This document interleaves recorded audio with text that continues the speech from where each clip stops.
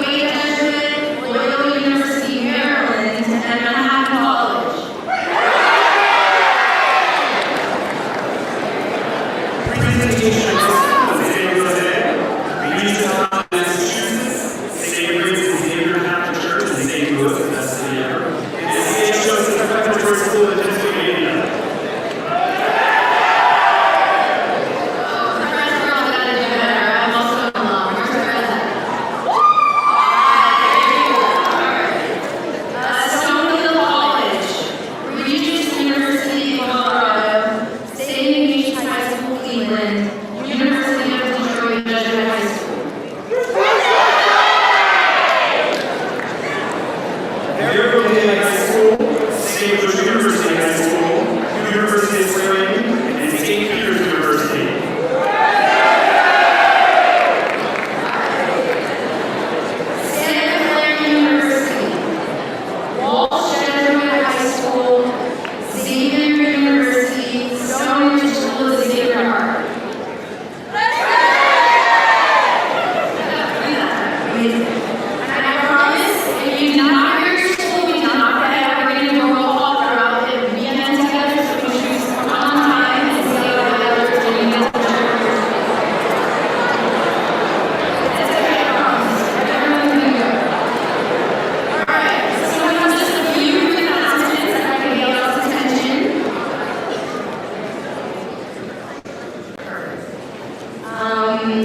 want to make sure everyone has all the information that they need for this weekend. So if you guys open up your program books, there is a map of the hotel on page 2. Please use that as a guide first, and then if not, please ask any guys in staff. You can go back up to registration. You can go on the map of the hotel if you need directions. There is a map for you that should show you where all the different locations are for the workshops. So please use that, and if you need help, please ask. This year is great. We have over 70 different organizations who are here exhibiting. If you go to any of the exhibition areas, you will find a paper map that will show you table by table who you are looking for. These are great, incredible ways to get involved. There's numerous things that you can collect. You've got buttons, you can make buttons, you can make pens, pencils, all sorts of wonderful things. So make sure that you stop by and find different ways to get deeper involved in your justice work. And as an added bonus, every time you talk to an exhibitor, they can provide you a raffle ticket. You can enter into the Social Justice Expo raffle and get some amazing prizes. And we will draw names, and the winners you can announce here on stage.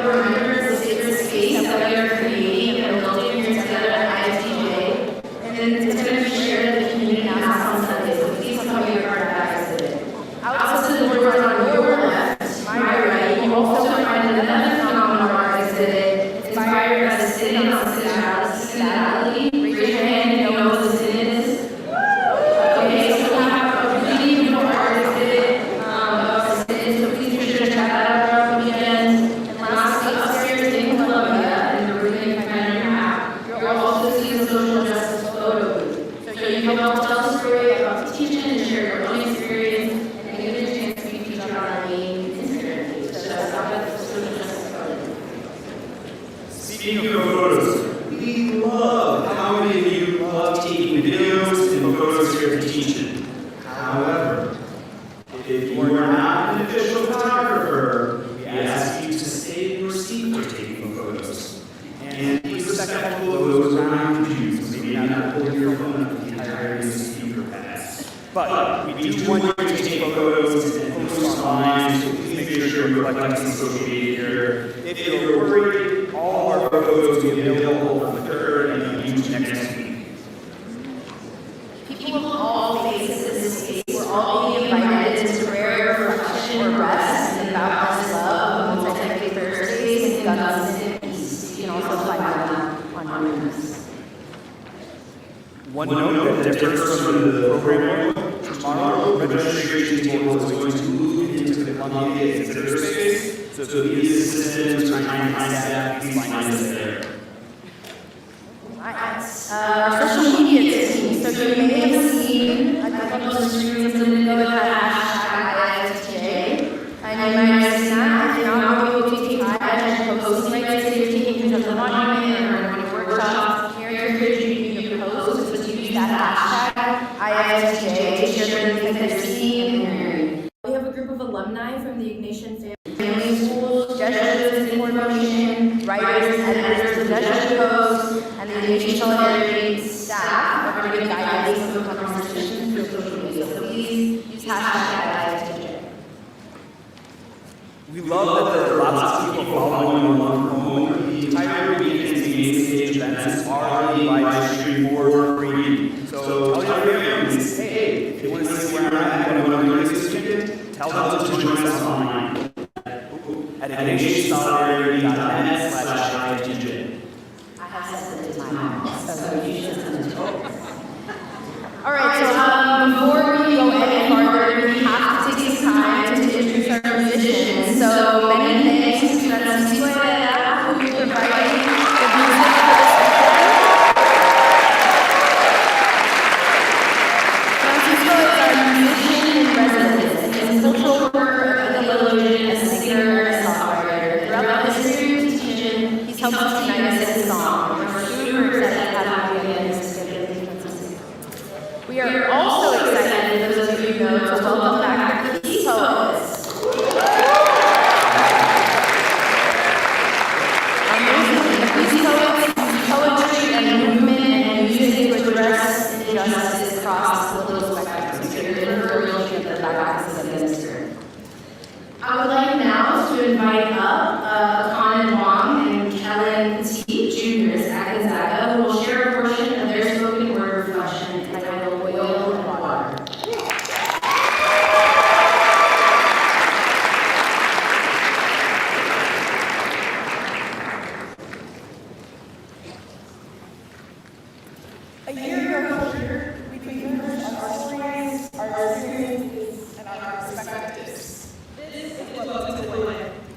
It's too radical. It's too rooted. In order to heal, we have to believe that we're worthy. I want to be a better human and a worse better. Community is where humility, glory is touch. We are storytellers urgent to change. True freedom is what we represent. No human being will ever be equal. Everything is possible and nothing is impossible. Optimism is optimal. The notion of being a voice for voices does not exist. This is a lie, a misconception. We all have voices. Some of us just aren't listening. They want to make our religion divided and separate. Anybody that interests us are more people. Most importantly, we hear you, We feel you. we love you. Thank you.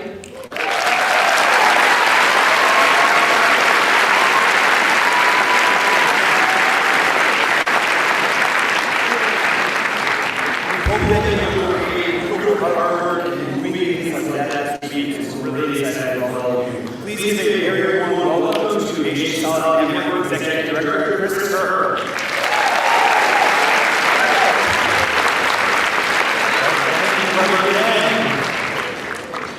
Good evening. On behalf of the Ignatian Solidarity Network, I'd like to welcome each of you to the Ignatian Justice. For 26 years, the Ignatian family has gathered to deepen our network's commitment to people of justice who are motivated to act on our faith. By participating in this year's teaching, you are joining tens of thousands of people representing hundreds of Catholic parishes, universities, high schools, and other organizations from nearly every U.S. state, as well as countries worldwide, gathered just like we are here at the teaching over 26 years history. Now, before I tell you a little more about the weekend, I want to give you a sense of who is in the room. First, let's figure out who's been to the most teachings. This is always fun. All right, so do me a favor, everybody stand up. Everybody stand up, okay? And I want you to, if you are attending the teaching for the first time, raise your hand. Put it up high. All right, up, down. Now, those who are experiencing a seat. If you raise your hand, okay.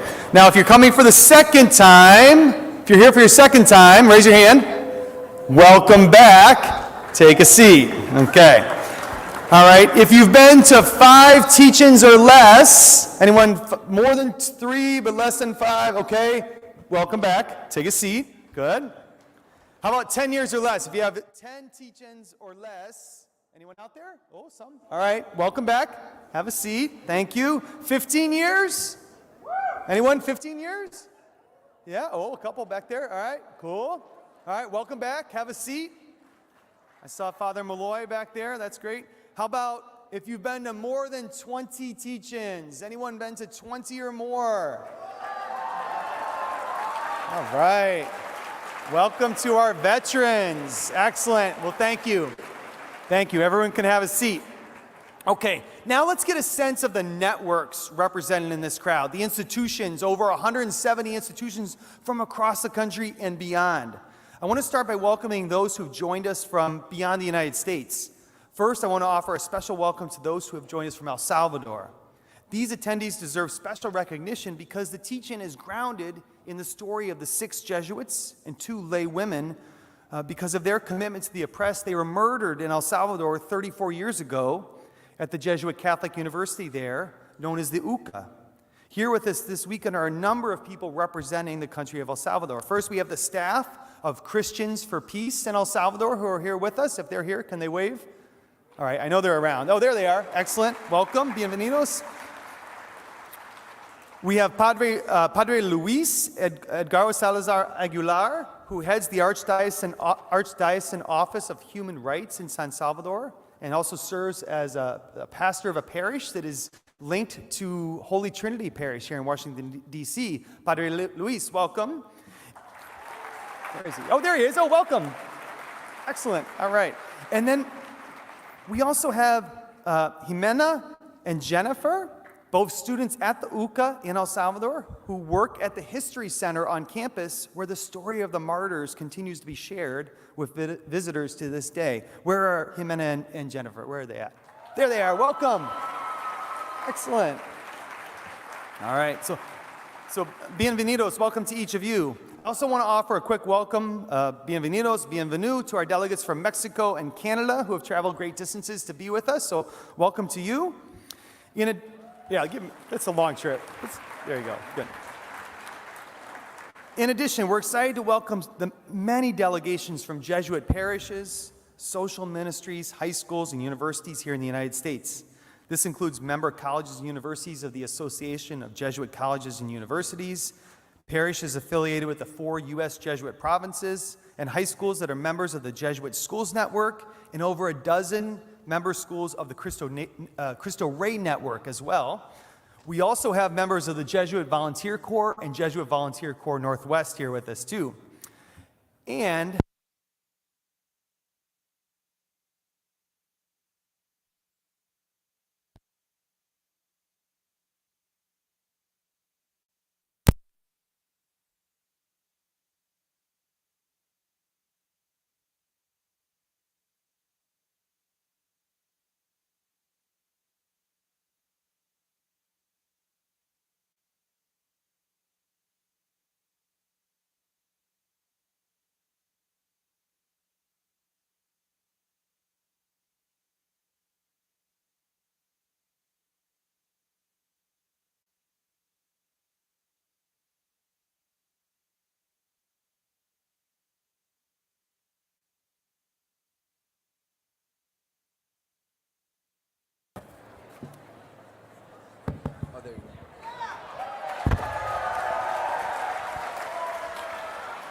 all right. I'm also excited to welcome many delegations from institutions sponsored by a range of Catholic partners, including women's and men's religious orders like the Sisters of Mercy, the Ursuline Sisters, the Dominican Sisters of St. Mary of the Springs, the Sacred Heart Sisters, Marist Brothers, Sisters of St. Joseph, the Augustinians, the Notre Dame Sisters, the Notre Dame School Sisters, the Sisters of Notre Dame de Namur, the Passionists, the Society of Sacred Heart, the Sisters of the Servants of the Immaculate Holy Mary, the Sisters of St. Mary of Oregon, the Sisters of Humility of Mary, and the Franciscans. Wow. We also have groups from a number of diocesan parish schools and Newman centers across the country, including the Diocese of Trenton, Portland, Oregon, San Jose, California, Evansville, Indiana, Cleveland, Ohio, and the Archdiocese of New York. So welcome to all those folks too. We're so grateful to have all these folks that are part of this Ignatian family and have come with an open heart to explore faith and justice through the lens of Catholic social teaching and the spirituality of St. Ignatius of Loyola. And welcome to the many people from around the world who've joined us via the live stream. We're glad to have you with us too, okay? Now, that's a lot of welcome and thanks, but just a little bit more. I want to say thanks to the ISN staff and steering committee who've been working tirelessly over many months to prepare this weekend. Hundreds of hours go into the planning, the teaching, so we're really grateful to them. And we're really grateful to our all of our sponsors. If you look at the back of the program book,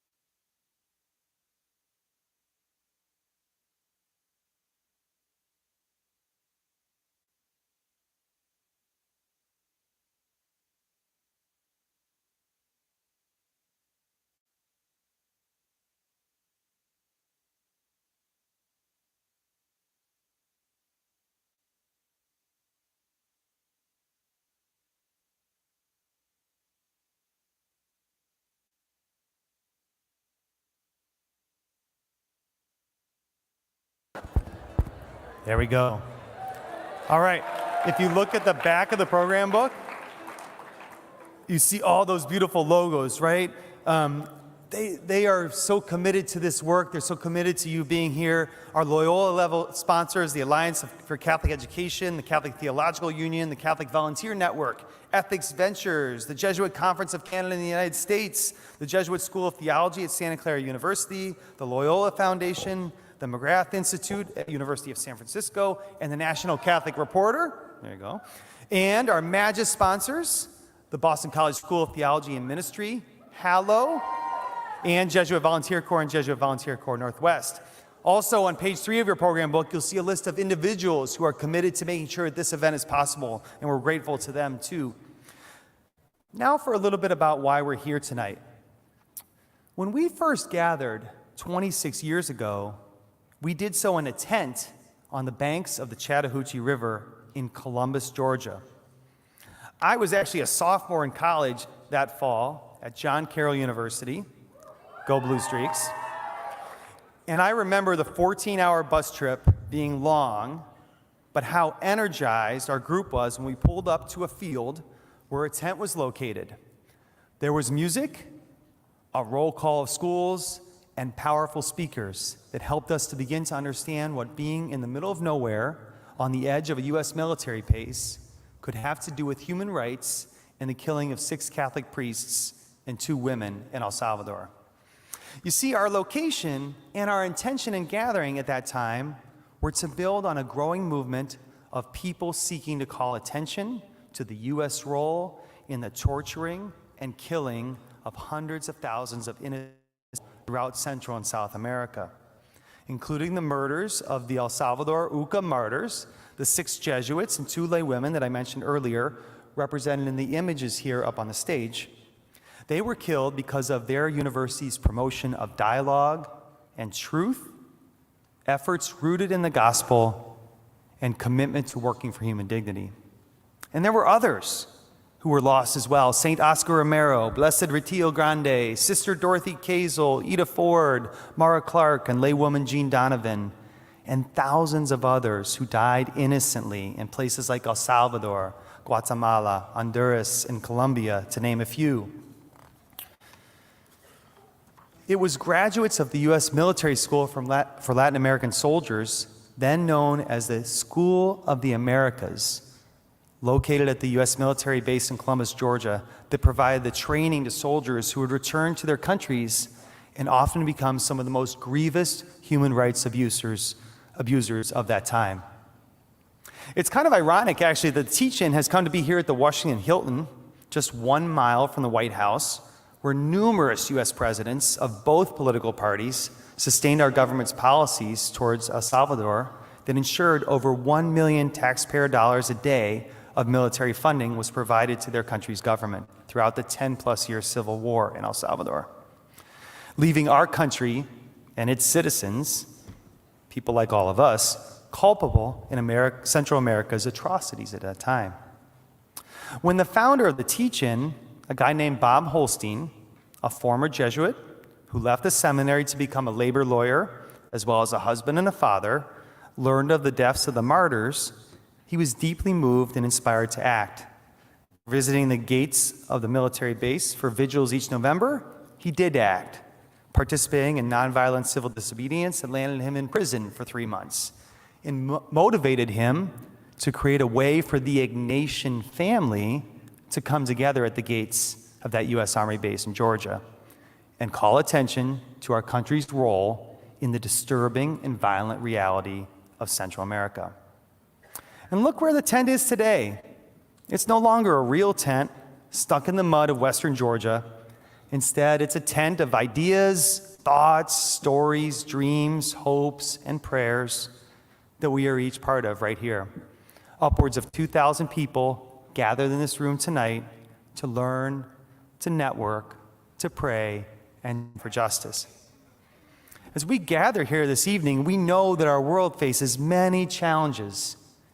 In places like Ukraine, Palestine, and Israel, the violence of war is ravaging communities.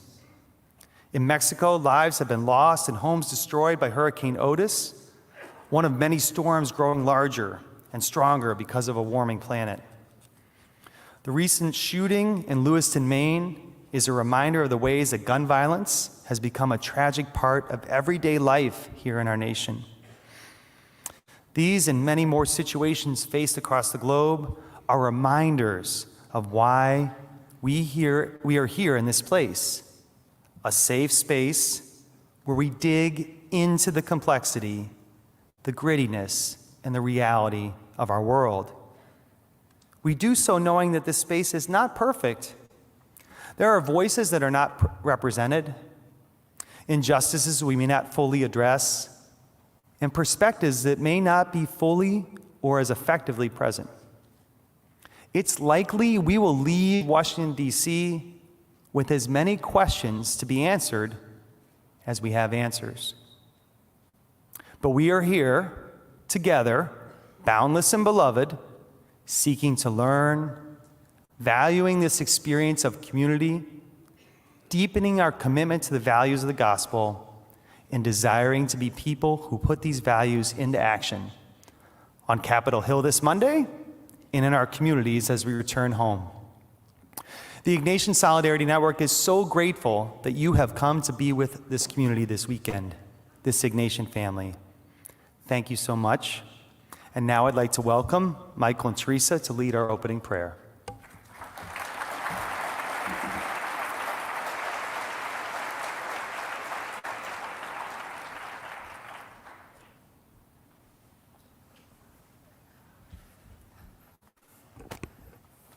Hi folks, my name is Mike Libunau Makalintal. And I'm Teresa Carino-Peterson. Before we begin, I invite us to take a moment of silence as we pray for a ceasefire in Gaza.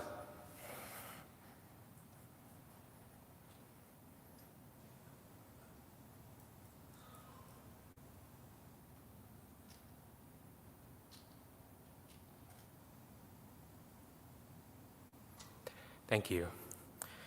This year, Teresa and I will be serving as leaders of prayer at the Teach-In, and we're excited to begin our journey with you today. Anytime that you see the two of us on the stage, know that we will be entering a reflective and prayerful moment. As we begin our time together, we want to make clear that everyone is welcome in this space. From every faith tradition and wherever you find yourself on your faith journey, we invite you to participate in our shared prayer practices and spaces in ways that feel comfortable to you. We also want to make you aware that there is a multi-faith prayer space available that Alyssa and Ken had both alluded to for your use throughout the gathering in Gunston East on the terrace level. We are so happy to be with you today.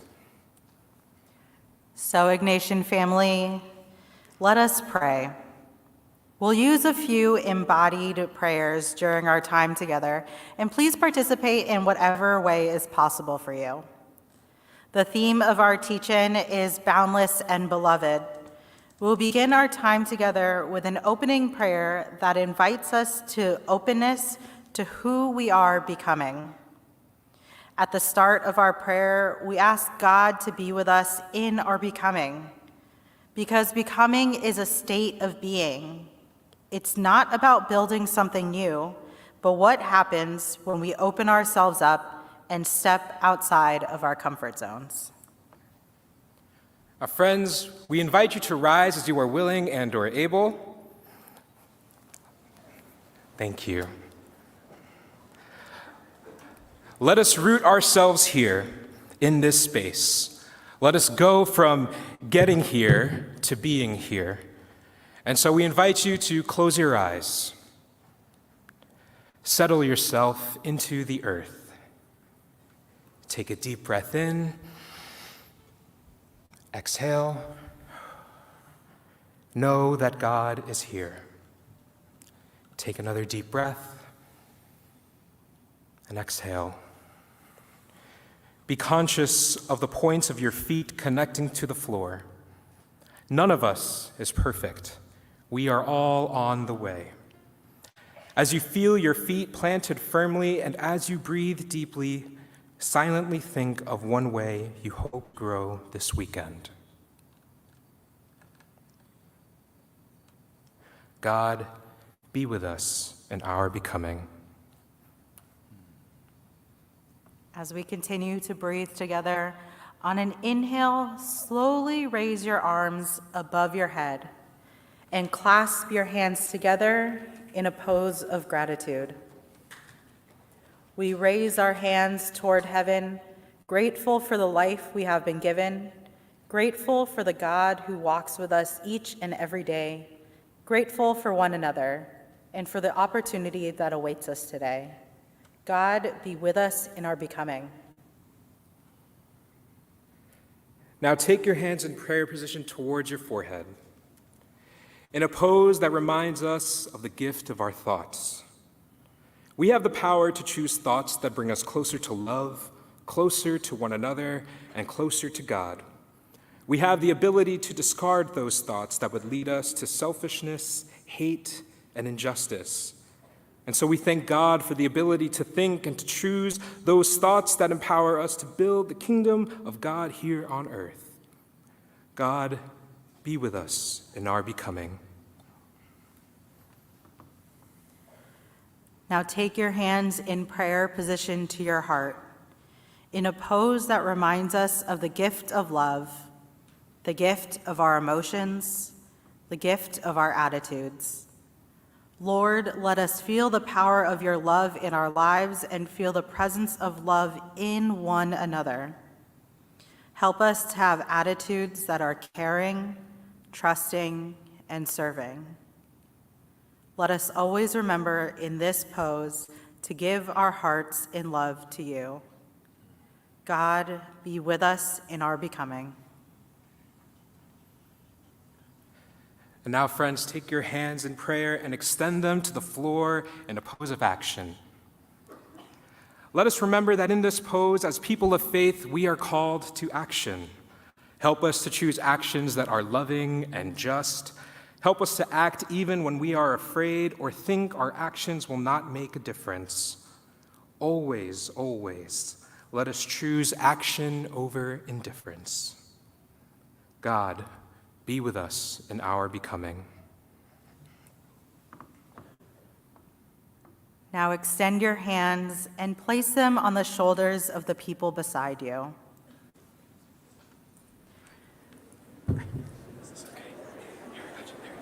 Just love on one another.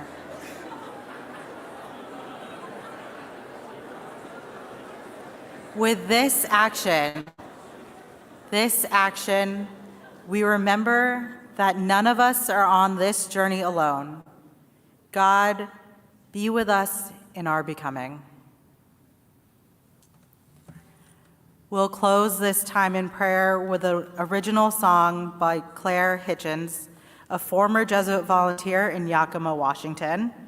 Claire brings with her a decade of experience collaborating with communities and individuals at the intersections of spirituality and social change. She's a member of a cohort of synodal artists convened by the Catholic Artists Connection and Discerning Deacons, commissioned to create a variety of pieces to assist all of us in walking the path toward an inclusive and listening church. The visual pieces are exhibited outside of this ballroom. Claire will teach us her contribution to that exhibit, stone by stone, right now. So this is a song where you're going to be invited to participate in echoing the lines that you hear us sing. And I know that you already warmed up your voices with Francisco, so you're ready to sing out.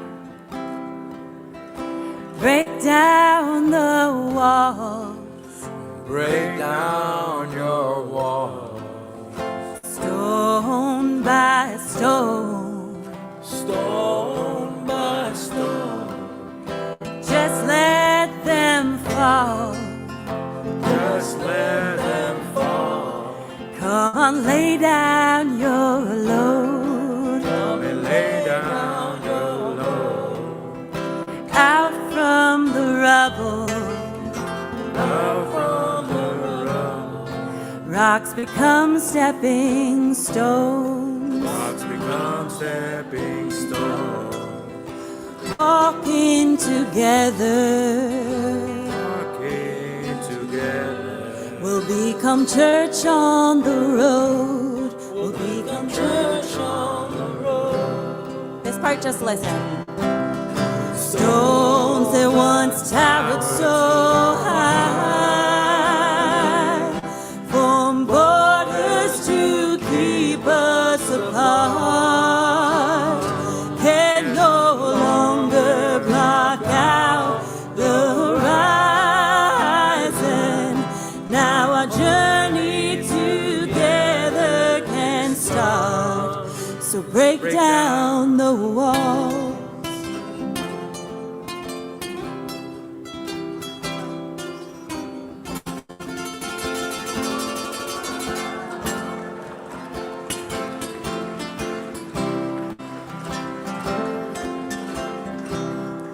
Let's go out to the edges. Let's go out to the edges. Beyond judgment and fear. Beyond judgment and fear. To the ones we rejected. To the ones we rejected. God is waiting out there. God is waiting out there. And we'll build up a table. And build up the table. Instead of a wall. Instead of a wall. Feed and be filled there. Feed and be filled there. Where there's enough room for all. Where there's enough room for all. Hearts that once were like stone become flesh and blood once again. Time to open the door to everyone. Let the love of God break in and break down these walls.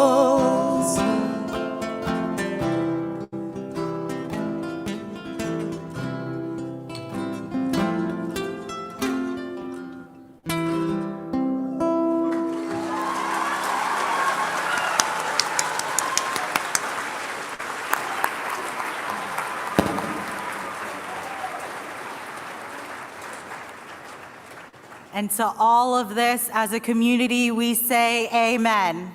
Amen. Thank you, Claire, for leading us in that beautiful song.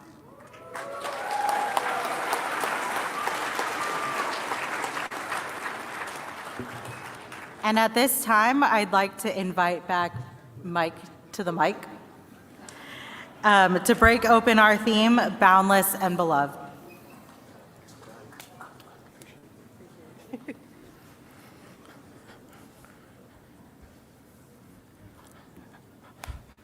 Friends, is it all right if we just do, I know we just did prayer, but if we do a quick prayer, it helps me before we can speak to one another. Is that okay? Great. Let us pray.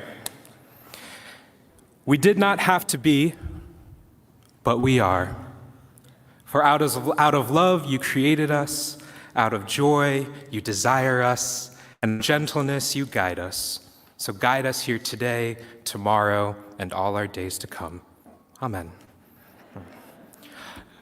I appreciate a good talking back, so if you hear something that resonates with you, feel free to respond to me.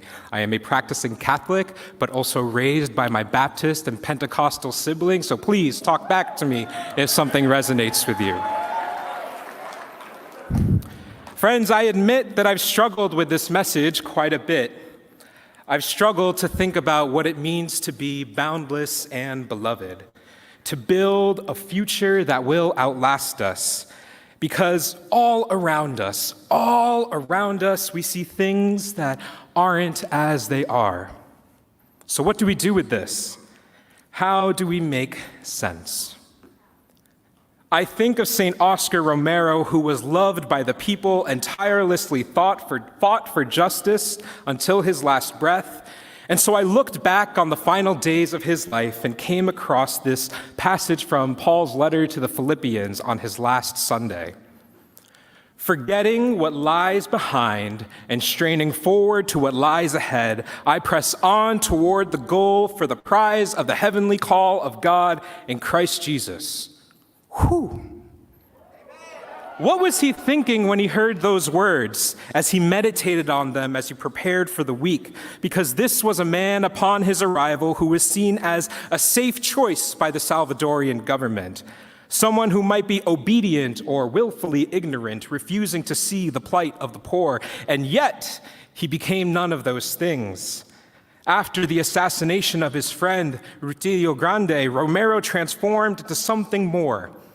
Instead of shying away from his community's realities, Romero dove in head first. He dedicated his life and his ministry to speaking out for those who couldn't speak, to becoming a voice for the voiceless. This was a man who truly became a microphone for God. But I can't help but wonder, what is it that kept him going? Because all around him, he saw people's belovedness being stripped away. He saw death, he saw pain, he saw suffering. It's enough to make any other person's heart churn. It's enough to make anybody want to shrink away. But Romero didn't do that. Instead, he decided to do something risky that I will share with you all today. Tell the truth. We all know what telling the truth can do. We know that the truth, especially when spoken to power, is often unwelcome. We've seen and heard what happens to truth tellers. Ugliness shows up. Ugliness shows up in character attacks, death threats, gaslighting. Ugliness shows up and tries to find ways to mask settler colonialism, to hide white supremacy. Ugliness shows up and tries to erase the truth. It tries to silence truth tellers. But here's an uncomfy truth, my friends. Telling the truth is risky. Telling the truth can be dangerous. And I know what I'm saying can be asking a lot. I know full well the risks with these words, but my friends, some of us have been living in risk all our lives. Some of us are living in risky bodies every day, wearing the truths on our sleeves, on our hearts, and yet refusing to be silent. Because you want to know what's riskier than telling the truth? The only thing riskier than telling the truth is not telling the truth. It's knowing that colonialism and imperialism still thrive in this world, that migrants and refugees are dying trying to escape unfathomable situations, that trans youth continue to make up to 40% of unhoused persons in this country, that misogyny and xenophobia run rampant in our schools and, yes, our churches, and still choosing to be silent. The only thing riskier than telling the truth is knowing the truth and choosing not to tell it. Denying the truth, denying realities because they're uncomfortable does no good for a suffering world. So what do we do, Mike? Because right now what you're telling me is that the moral calculus for truth-telling consists of risk and ugliness. What do we do when the odds seem stacked against us, when the forces of evil seem to be looming over? Friends, I think back to what Romero must have felt throughout his life.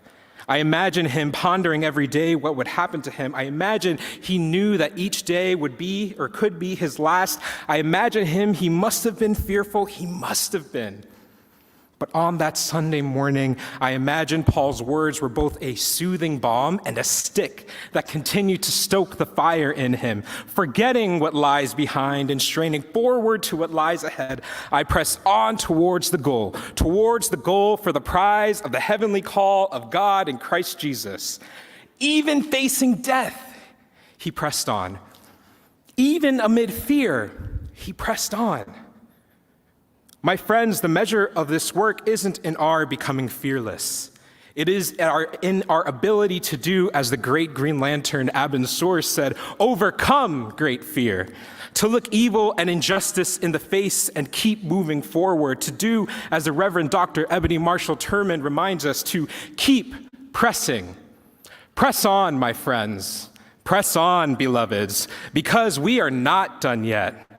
Press on, because the shadow of death is still with us. It is with the people of Maine. It is with the people of Palestine and Israel. It is with the indigenous peoples of this nation. We press on because colonialism and white supremacy are still thriving, because there is no ceasefire yet to be had in Gaza, because the world is groaning, breaking, burning, and flooding, and some of us may not have a place to call home anymore. We press on because God does not give us a spirit of fear, but the willpower to keep moving forward, to break beyond the boundaries, the binaries, and the borders of our world, to keep going after that long-awaited future, that heavenly goal that awaits our descendants and our descendants' descendants and everyone else who comes after, that beautiful, beautiful, boundless and beloved community that God has in store for us. Press on, dear friends, because we've still got work to do, and the truth demands to be told. Press on, press on, press on. We're not done yet.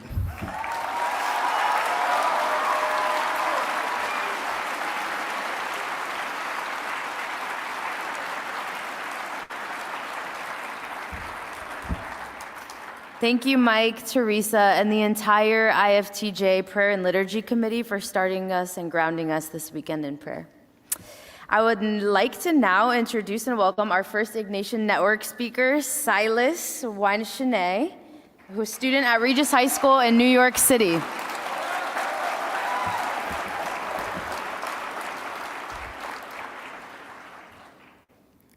Good afternoon, everyone. I'm Silas Weinshine from Regis High School in New York City, and first, before anything, I want to give Regis their due shout-out back there. And then I also want to shout out my great friends from the Arupe Leaders Summit that I had this February, wherever you are throughout the crowd. It's a huge honor for me to be on stage today to raise a voice to this pressing issue with such deep roots in our society. Now, first, I want to start with a question. When you hear the word healthcare, what pops into your head? Probably ideas of cures or love or compassion from the hearts of doctors, nurses, or first responders you call to on a sick day, right? And I totally understand that. I'm an EMT in New York City, of all places. It takes a lot more than wanting to become an EMT to stay an EMT. But the privilege of being able to look at healthcare in this positive light often remains a dream for millions of Americans today who have to find the courage to make a call. And ironically, I'm a lucky example of that. So if I were to rewind to March 2006, I'd find myself unborn, still awaiting the wonders life has to offer inside my mom's womb. Now, I couldn't quite tell you what I was thinking back then, as I'm sure my memories have since left me, but if there's one thing I do know, it's that I wasn't expecting to be born for another 2 months. And since I'm born in March, clearly something went wrong, and it did. 2 days before what's now my birthday, my mom developed a life-threatening heart condition that required her to be rushed to the hospital. But that was all it was described as. See, despite pregnancy being such a common facet of life that you'd think the doctors had everything understood about, they didn't quite know what was wrong with my mom. And because both her and I were at stake, or else I wouldn't be talking to you right now, they had to sign on to this belief that she had preeclampsia, which you've probably heard of. It's far less fatal, it differs drastically in symptoms, and more importantly, it's believed to disappear after childbirth. So when this quote-unquote preeclampsia began affecting me in the womb, I was delivered 2 months early into this amazing world we call today. But that's all fun and games, right? I mean, I get to live and my mom gets to see me. Only she didn't. She was still having that heart condition that the doctors didn't really have a name for. So what happened to her? Well, she was dismissed from the hospital without checks to ensure that her heart condition had actually gone away. And because she didn't have preeclampsia, within the week she was back in the hospital in such a bad state where shutting her eyes to rest could be the last time she shut her eyes at all. I was at risk of losing my mom before I'd even met her. Fortunately, I was spared of that reality, and I'm sure without hours of petrification from my father's part, because she was diagnosed accurately with peripartum cardiomyopathy. But 17 years later, I still couldn't thank her doctors for that, because they didn't find it. It was my father, a spectator, who didn't have the same resources as the hospital staff, who had to diagnose her because it was the same chain of illness that killed his mom and his stillborn brother 3 years after he was born. If it weren't for the experience that my dad had to face as a child, I would have shared that same reality. So naturally, 17 years later, I wonder, why didn't the doctors know what was wrong with my mom? Because peripartum cardiomyopathy primarily affects black people, 15 times more than any other race. The textbooks that guided the teachings of these doctors had under-prioritized this illness because it was seen as insignificant. And the reason I know this is because as soon as my mom started recovering, med school students began rushing to her hospital to use her as a study guide to teach them what their textbooks couldn't. I'd like to think of myself as the only potential victim to this system, but in reality, it's riddled throughout American society. Even after the 1960s, when hospitals were first desegregated, all patients of color were treated under the same standard of a white patient because they were all who society deemed mattered. And today, it's clear to see that these inequitable systems still persist, and not just in Black people. Hispanics, Latin Americans, and Native Americans all face worse health outcomes because of a lack in understanding in their care. I see patients every day who are scared, petrified to walk onto an ambulance because they don't want to walk into a hospital, they don't want to leave a hospital worse than when they entered. So while today we can't blame anyone sitting around us for the problems of our nation's past, we can be the ones to change it now for the better. And that's why I call out to all of you. We have to realize that healthcare in humanity is boundless too. It will never disappear, and if we don't fix it, its problems won't end. Whether you feel you've already been affected by this issue or not, I ask you to be steadfast and boundless in your unity of our love of our neighbors and an advocate for an equitable healthcare system. As you all grow into prominent figures in the spaces you impact, I ask you to lead from a place of love with understanding and education to this pressing issue so you can engineer your voices for change. And so to sort of inspire that in everyone, I do have 3 solutions to offer. First, we can work to make healthcare more accessible by promoting the services and working to alleviate the financial aid barriers that marginalized people face. For example, directrelief.org works internationally in health aid and directly across the 50 states with their health equity fund to make sure that money isn't the determinant between life and death. You can donate to the site or petition to your local hospital to make it a partner so that more people can have access to healthcare without having to break bank for it. Second, we can work to diversify workers in healthcare. For those who want to pursue paths to medicine, I 100% encourage you to do so because it's been super fun for me. But if you don't, then maybe you can help make the quality of education better for those who want to pursue those paths. You can work in tutoring or publish free study resources online or appeal to lawmakers for better educational funding because right now, 60% of kids say they want to become doctors, and I'm sure that statistic is mildly skewed. We can work to maintain that yield. And finally, I call to you to spread this message, in your communities. Racial inequities in healthcare isn't spoken about a lot, yet their devastating impacts are clear. Bringing this issue to greater stages than this will be the start to both making this issue known and curing it. And in that way, everyone will have a fair chance of being saved. Thank you.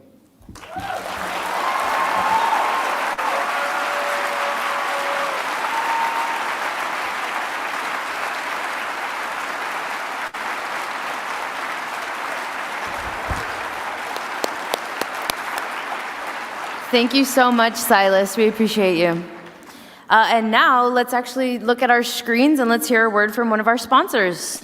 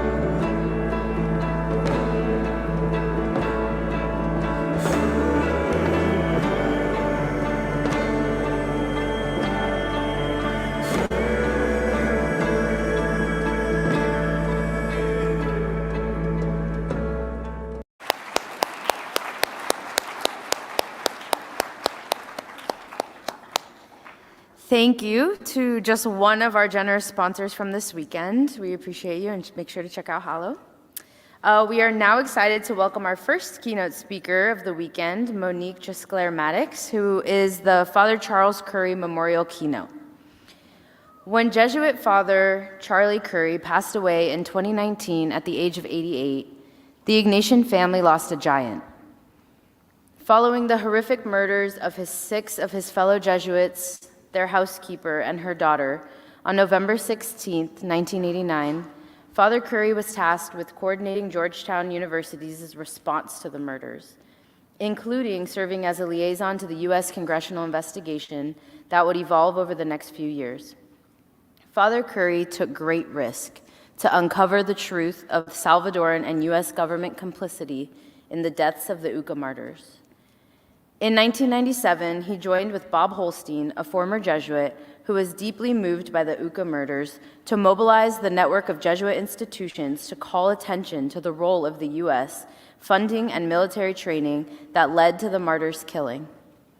This gathering of Jesuit school delegations would become known as the Ignatian Family Teach-In for Justice. Father Curry played an integral role in developing ISN as an organization to connect Jesuit institutions throughout the U.S.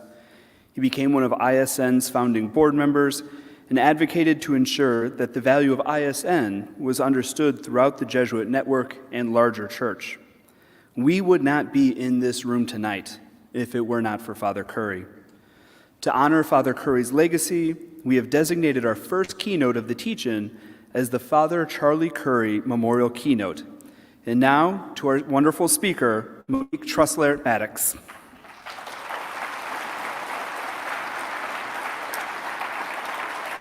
Monique Trusclair Maddox is the CEO and chair of the board of directors of the Descendants Truth and Reconciliation Foundation.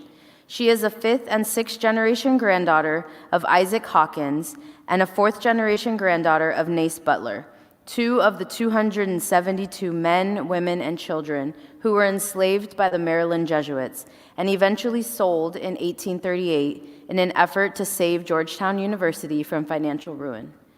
Monique retired from Carlson Wagonlit Travel in 2015 to found Macrame Technologies. She is active in the angel investment community, a native of Maringouin, Louisiana. She holds a BS in electrical engineering from Prairie View A&M University. She serves as a trustee of the Descendants Truth and Reconciliation Trust, a board member of the Catholic Community Foundation of Minnesota, and is an active member of Our Lady of Grace Church in Edina, Minnesota. Please welcome to the stage Monique Trusclair Maddox.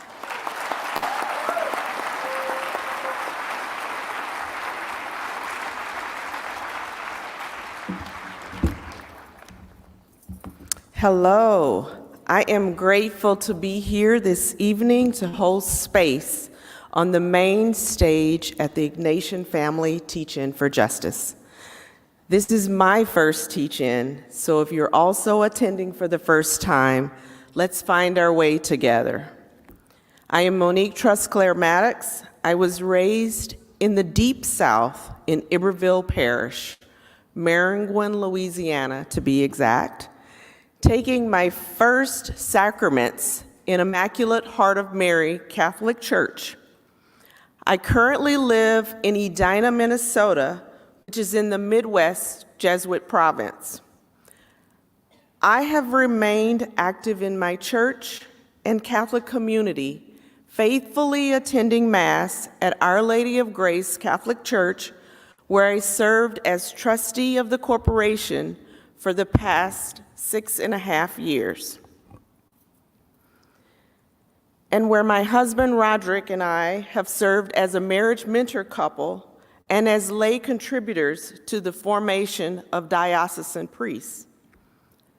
I hold leadership positions on several other boards, as has been mentioned, including the GU 272 Descendants Association, where I serve as vice president at large.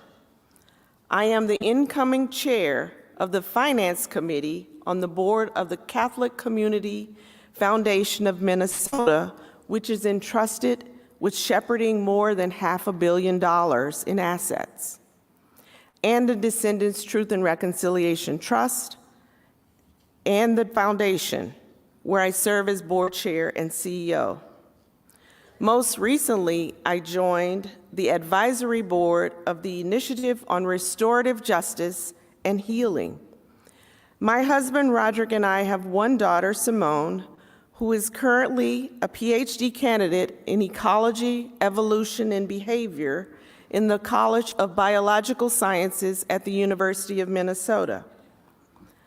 Also living with us is my mother, Doris Butler Trusclair, who laid the foundation for my faith journey, which included saying her rosaries daily, just as all generations of her family have done. My family is very important to me because we all share a tragic history. While I am from Maringouin, Louisiana, my ancestors came from Southern Maryland, where they were enslaved on Jesuit plantations. In 1838, in order to save the Jesuit mission in the United States from financial trials, my ancestors were sold down the river by the very priests who gave them their first sacraments. I am here today to speak truth, a truth which you may find uncomfortable. I'm here to tell a story which carries with it great pain and great shame. I understand if you may have to stop and reflect, if you need time to listen and process, or even step away. I ask that you take care of what you need for your own health. Please know that I am here to share this truth in love. My ancestors showed their love in their heroic survival and willingness to pass on their Catholic faith to our family. I am here to pass on to you their story with the same courage and faith of my ancestors. In his recent book, Jesuits in the United States, A Concise History, Georgetown Jesuit historian Father David Collins writes, "The history of America cannot be told without the history of religion. And the history of American religion cannot be told without the history of Catholicism.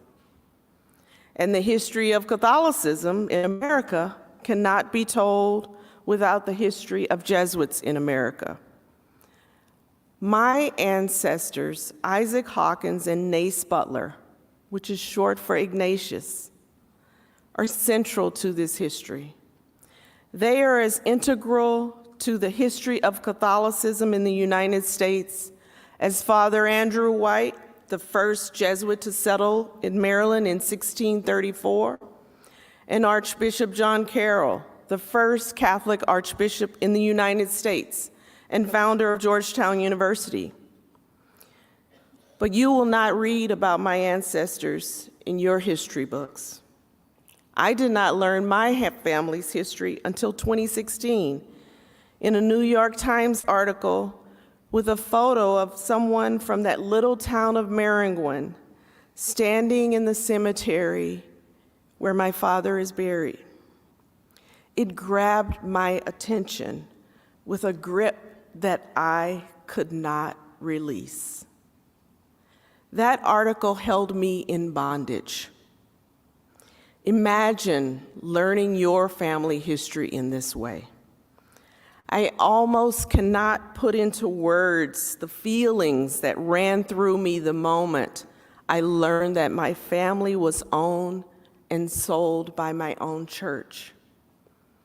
I could not begin to understand how the Jesuit order, which boasts 52 saints and hundreds of blessed, could have held thousands of human beings enslaved across the world.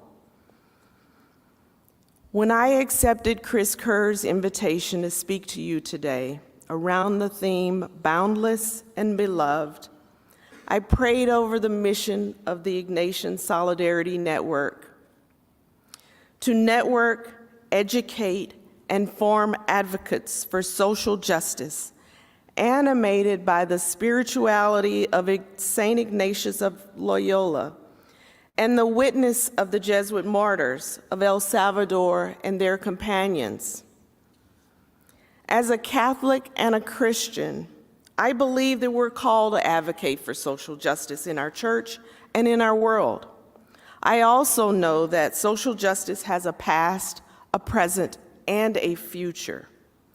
We are not bound to the present as if the challenges facing us, our world, are simply in front of us. Just as your network is rooted in the martyrdom of 6 Jesuits, their housekeeper and her daughter in El Salvador 34 years ago, my family and witness are deeply rooted in the lives of my ancestors and the more than 272 souls who were sold by the Jesuits 185 years ago. To be boundless is to let go of any preconceived bias which upholds that we are somehow not responsible for what happened in the past. To be boundless means that until I know the truth about my school or university, I cannot be truly free. To be boundless means that my response to this history is not limited to what we've always known and always done, knowing that I can dare to imagine a new future rooted in truth, healing, and restorative justice. In the gospel, Jesus challenges us to break through all that binds us so that we may see how beloved we are by God. I had to break through some major bonds to come here today. My first feelings when learning my family history were of betrayal, shame, and hurt. I spent countless hours in adoration on my knees before the Blessed Sacrament in my church, pleading to God for grace and understanding.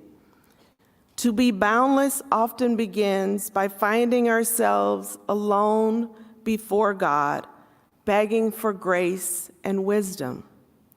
This is where I found myself, and I suspect that in time, each of you will find yourselves in this place. In August 2017, I attended a liturgy for healing, contrition, and hope on the campus of Georgetown University. At that liturgy, the president of Georgetown University and the president of the Jesuit Conference of the United States and Canada apologized for their historic role in the enslavement and sale of my ancestors and all the many souls once enslaved by the Jesuits in our church. The Jesuit apology reflected on the spirituality of St. Ignatius Loyola. The conference president said to over 100 descendants, St. Ignatius Loyola mandates that each Jesuit pray for the grace to examine his conscience, so that we may feel interior knowledge of his sins, feel the disorder of his actions, and hating these, pray for the grace to correct himself. How do we examine our conscience, both past and present? How do we feel interior knowledge for these historic sins? And how do we correct ourselves, rooted in the spirituality of St. Ignatius Loyola, the evangelical witness of Jesus Christ and his gospel, and the social justice tradition of our Catholic Church? When we find ourselves alone before God, asking the hard questions about life and faith, we have to begin with an account of our own conscience. We have to reflect on how the sins of the past are connected to the sins of today and ask those foundational questions.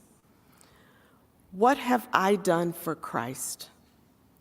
What am I doing for Christ? What will I do for Christ? As many of you know, our church is meeting in Rome this month for the 16th Ordinary General Assembly of the Synod of Bishops.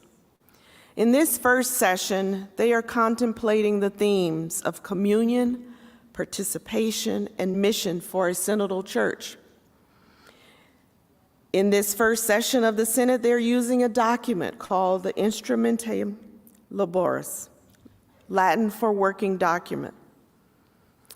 I have been fortunate to meet with some members of the Synod about this document. Dr. Cynthia Bailey Manns, an adult learning director and former spiritual director in my Archdiocese of St. Paul and Minneapolis, and Father James Martin, a Jesuit author and activist who's familiar with this stage. Together, we have contemplated the central question of the Synod. How does this journeying together allow the Church to proclaim the gospel in accordance with the mission entrusted to her? And what steps does the Spirit invite us to take in order to grow a synodal church? I have prayed specifically over paragraph 23 of the working document, which states, as a church committed to listening, a synodal church desires to be humble and knows that it must ask forgiveness and has much to learn. Some reports note that the synodal path is necessarily a penitential one, recognizing that we have not always lived the constitutional synodal dimension of the ecclesial community. The face of the church today bears the signs of serious crises of mistrust and lack of credibility. I've had to pray over the church's lack of moral credibility when it comes to race and racism. How can the church teach against racism when it has not yet reconciled with its slaveholding past? The church continues to bear signs of mistrust and a lack of credibility on many fronts. Racism is only one of those. Last month, I participated in the National Catholic Conference on Restorative Justice held at the University of St. Thomas School of Law, speaking at a plenary session on the historical harms of racial injustices in the Catholic Church. I remain grateful to the organizers for listening to the survivors of these historic crises, survivors of sexual abuse, surviving generations of Native boarding schools, and descendants of slaveholding.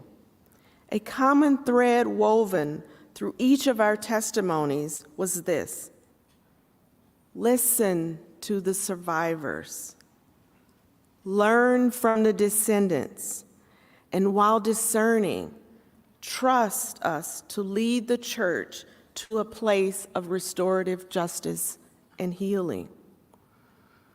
Earlier this year, I read Rachel Swarns' latest book, The 272. It is a story about my family, a people boundless and beloved by God, but beaten and betrayed by the Jesuits in the church. Ms. Swarns' book expanded my understanding of this history and the sale of my ancestors, Isaac Hawkins and Nace Butler. She writes about Father Thomas Mulledy, a former president at Georgetown, and the Jesuit provincial who orchestrated the 1838 sale. Rachel Swarns expanded my knowledge of this sale beyond Georgetown University and the Maryland Jesuits. She wrote, anyone who knew Father Mulledy recognized that his vision extended far beyond one campus. He wanted to do more than revitalize Georgetown. He wanted to build a network of Jesuit colleges. And there was only one way to finance that dream. 4 months later, after he assumed the presidency of Georgetown, he wrote a letter to Jesuit leadership in Rome. Something must be done about the enslaved people on the plantations. My ancestors were those enslaved people, sold to build a network to expand an institution which sadly did not even serve the people enslaved and bartered to fund it. Jesuit and Ignatian pedagogy utilizes context, reflection, and experience in its curriculum, much of which I have shared with you. It also makes a bold call to action. If our learning does not result in change, is it all in vain? As you reflect on this historical context, my family's historic and lived experience, and your own experience of being marginalized in the church and in the world, I offer these call to action questions. How many of you studied this history at your Jesuit or college or Catholic colleges and institutions? If so, did it include descendant voices? If not, why? What do you plan to do with this knowledge now that you've received it? Will my ancestors, Isaac Hawkins and Nace Butler, be written into your history books the same way that Father Andrew White and Archbishop John Carroll are? Will you advocate for them to be included? What will you bring back to your school when you go home? What will you tell your own family what you have learned here? Would you have a novena for reconciliation and conversion of hearts to boldly face this history and the living witnesses who survived it?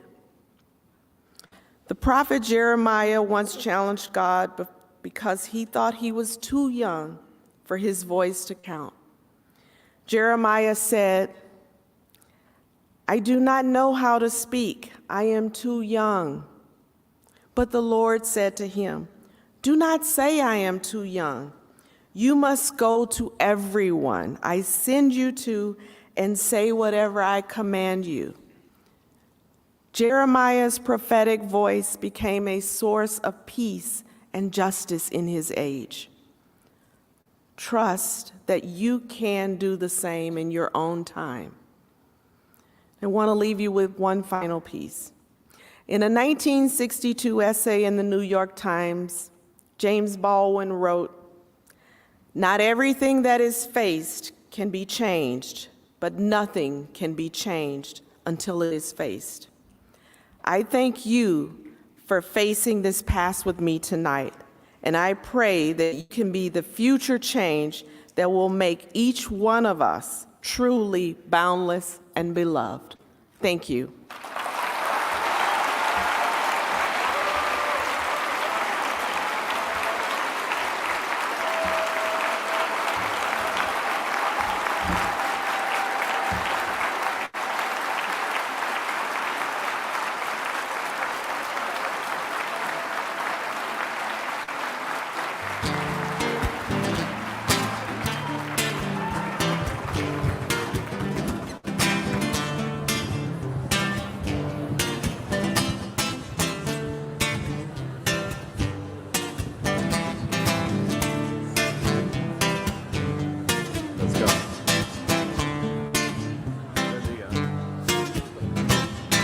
Boundless and beloved, let's go.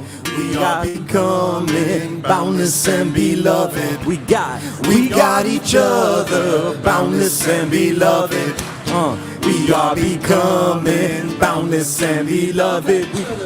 We got each other, rise up to stop the war. We gonna rise up like freedom being born. Say, rise up to stop the war. We gonna rise up like freedom being born. Let's go, boundless and beloved.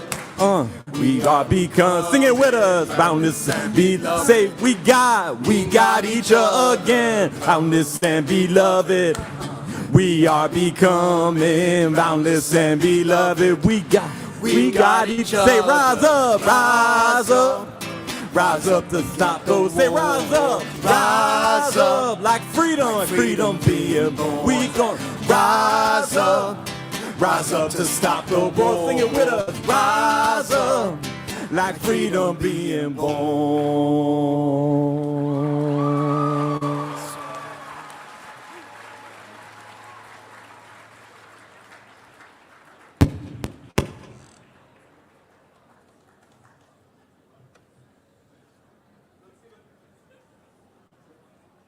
Let's give another round of applause for Francisco, the Peace Poets, and especially Monique. And now a word from two more of our IFTJ sponsors, the ACE program and the Jesuit Conference of Canada and the United States. ACE has been everything that I dreamed and nothing at all like I imagined. We are doing this because there is such a large need and the impact is exponential, and we are going to show up every day, the most authentic version of ourselves to serve others. Classroom, I was just exposed to like the power and the hope and the potential in children. What do I actually want to do in this life of 100 years?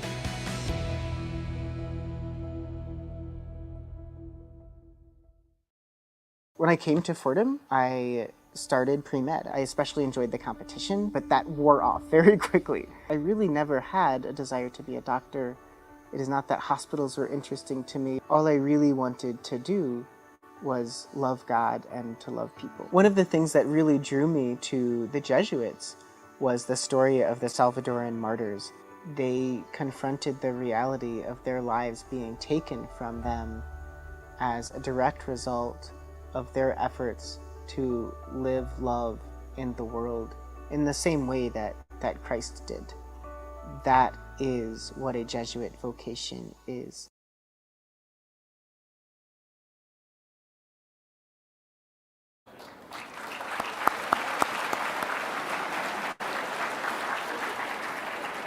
All right, we have some really important announcements for y'all, so we ask you to listen real attentively here. Yep. Okay, so our first one is that if you would like to serve as a Eucharistic minister for tomorrow's Mass, please meet right up here in front as soon as we finish with some of these announcements. So if you want to be a Eucharistic minister for tomorrow's liturgy, please sign up in the front of the stage. And if you want to do choir or be in the band, you're actually going to come up here and meet by the piano. So Eucharistic minister, be in the choir or the band for tomorrow's liturgy.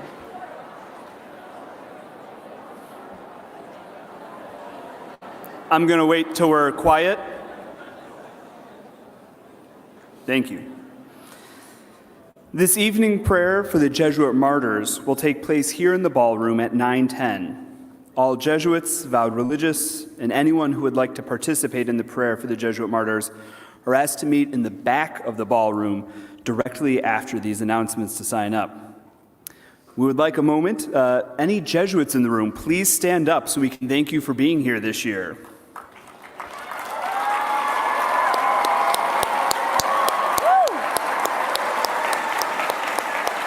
Thank you very much. At the end of this session, all board members and other people asked to participate in the prayer for the Jesuit martyrs should also meet at the sound table in the back of the room here. Okay, super important.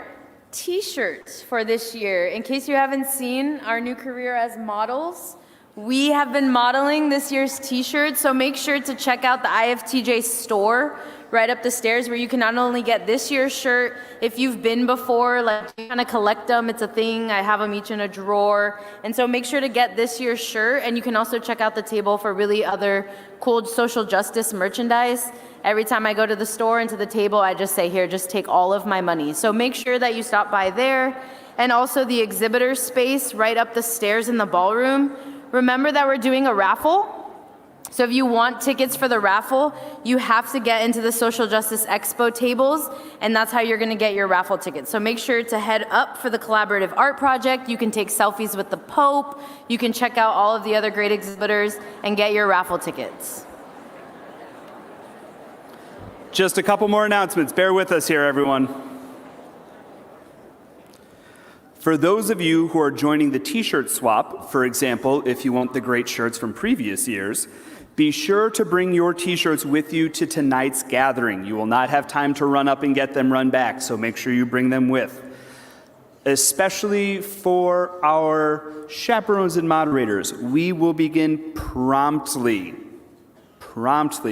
at 7:55. That means in your seat and quiet at that time. Thank you. Let's go ahead and close with our song. All right, y'all, you got to hear us singing one time. This time we want to hear all of you. You down to sing it with us? Y'all down to sing with us? So we're going to invite you to stand up, y'all. Stand up, we Let's need get your out of our energy. seats. Let's get ready to That's move. right. That's right. Let me hear your voices say, Boundless and Beloved. Beautiful. Say, we are becoming. You better say it like this, urgency, like we need to do this. Come on. And we gotta have each other's back in this struggle. So we say, Boundless and Beloved. Boundless and Beloved. We got each other. We've got each other. Say it like you appreciated the powerful words of our speaker tonight. Say, we got each other. We've got each other. Okay, now you're ready to sing. Let's go. Boundless and Beloved. We got each other. Boundless and beloved. Say, we got each other. We got each other. Boundless and beloved.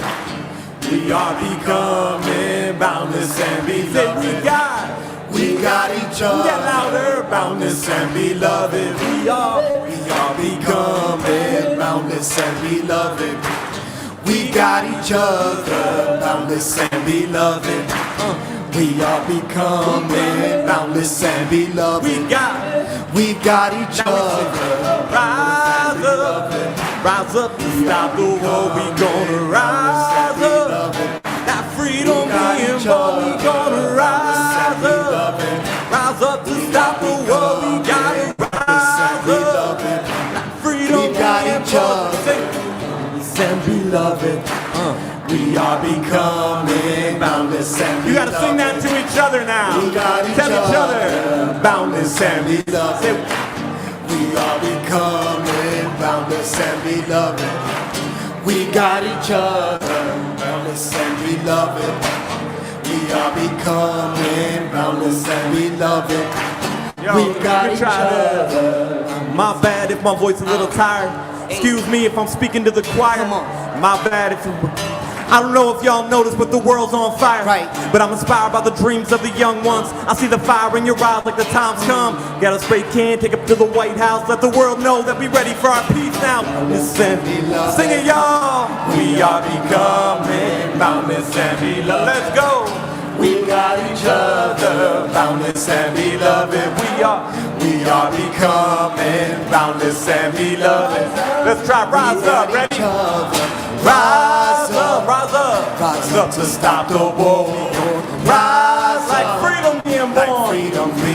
Sing it with us. Rise up to stop the war. We gonna rise like freedom being born. One more time. Rise up to stop the war. Rise up like freedom being born.